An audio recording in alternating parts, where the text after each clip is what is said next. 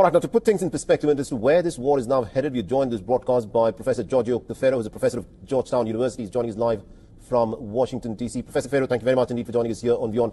Now, this is what Donald Trump is saying, that Iran is ready to surrender.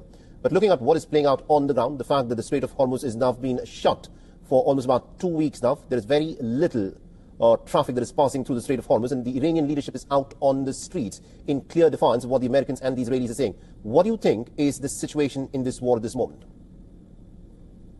Yeah, thank you so much for having me back on your program. Always good to be your guest.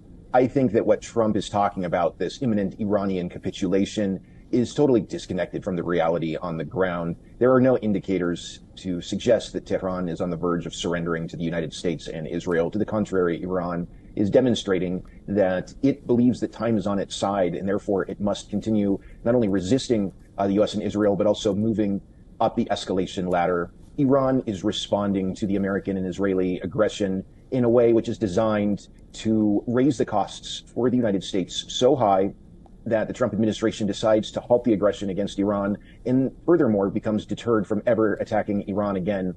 So even if Trump might want to wrap up this war quickly, I don't think there are any signs that the Iranians are ready to stop fighting.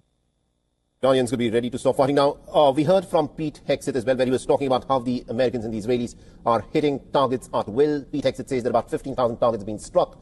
But hearing what the American Secretary of War is saying, do you think the American side has a clear strategy on the objectives that it wants to achieve? Because the fact is, in this war that's now entering into its third week, the American side is not still clear as to what the objectives of this war are. You're absolutely right. What we get from the Trump administration are many incoherent statements, was contradicting each other. Trump is contradicting others who serve in his administration.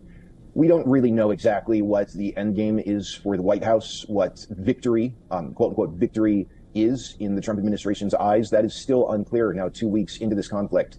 Maybe the U.S. administration wants to essentially remove what it sees as the threats that Iran poses, nuclear program, missile program, the Iranian Navy, but then leave the regime in power in a much weaker place. Or maybe the Trump administration is totally aligned with the Netanyahu government in terms of wanting to fight further and only declare victory after the Iranian regime has fallen. Both of these agendas are ones that Trump has articulated in the past. So we don't really know where the administration stands. Very incoherent, very confusing, to say the least.